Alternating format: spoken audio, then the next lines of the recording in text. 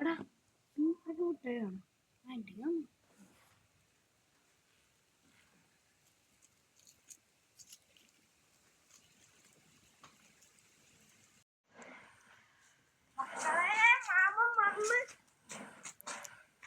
എന്താ മക്കളെ കയ്യില്? ഒന്നുമില്ല. എടാ തന്തയില്ലടോ. മൂക്കില് പല്ല് മുളക്കറിയില്ലേ മക്കളെ? മൂക്കില് പല്ല് മുളക്കണില്ല. ആ മുട്ടായി കൊടുക്ക്. കാട്ട്. മുട്ടായിരുന്നില്ല.